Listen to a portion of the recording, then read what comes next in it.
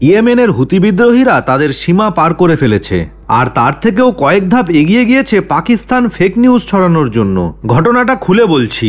গতকাল দুপুরে একটি ট্রেডিং শিপ যাতে করে মালপত্র আনা নেওয়া করা হয়, যার নাম এমভি গেঙ্কো পিকার্ডি, এই শিপ গলফ অফ এডেন দিয়ে যাচ্ছিল, মানে একদম লোহিত সাগরের মোহনা দিয়ে যাচ্ছিল। এইখান দিয়ে যাওয়ার সময় ইয়েমেনের হুতি বিদ্রোহীরা ওই জাহাজের ওপর ড্রোন অ্যাটাক করে। এর ফলে আশেপাশের সবকটি শিপ অ্যালার্ট হয়ে যায়। অ্যাটাক হবার সাথে সাথেই ওই জাহাজ থেকে সাহায্যের জন্য প্যানিক মেসেজ পাঠানো হয়।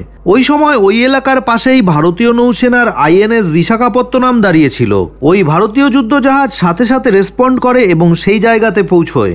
তারপর ভারতীয় নৌসেনা অফিসাররা ওই জাহাজে ওঠেন এবং ক্রু মেম্বারদের সঙ্গে কথাবার্তা বলেন। শেষে জানা যায় যে ওই জাহাজে তেমন কোনো ক্ষয়ক্ষতি হয়নি। ব্যাস, ঘটনাটা এই পর্যন্তই ছিল। কিন্তু তার কয়েক ঘন্টা পর পাকিস্তানের সব মিডিয়া হাউস এবং সব জার্নালিস্টরা টুইটার অর্থাৎ এক্স হ্যান্ডেলে ফেক নিউজ ছড়াতে শুরু করে। পাকিস্তানি জার্নালিস্টরা কি করেছে? আসলে এমভি গ্যাঙ্কো পিকার্ডি নামে যে শিপটিতে হুতি বিদ্রোহীরা ড্রোন অ্যাটাক করেছিল সেটা ছিল একটি ট্রেডিং শিপ। ওই ট্রেডিং শিপের কথা না বলে পাকিস্তানিরা বলছে হামলা হয়েছে ভারতীয় যুদ্ধজাহাজ আইএনএস বিশাখাপত্তনমের উপর।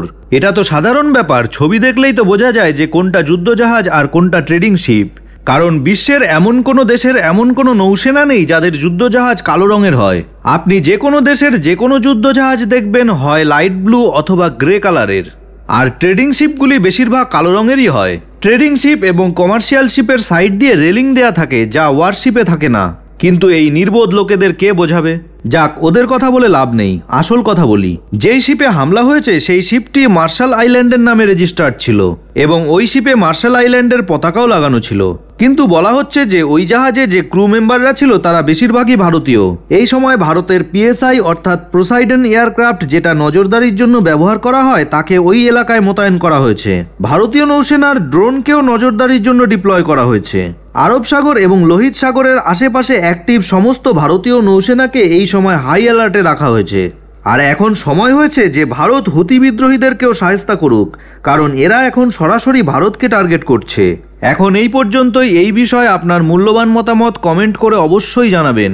এই ধরনের আরও ইনফরমেটিভ ভিডিওর জন্য চ্যানেলটি সাবস্ক্রাইব করে বেল আইকনটি অন করে রাখবেন। ভালো থাকবেন, সুস্থ থাকবেন, ধন্যবাদ।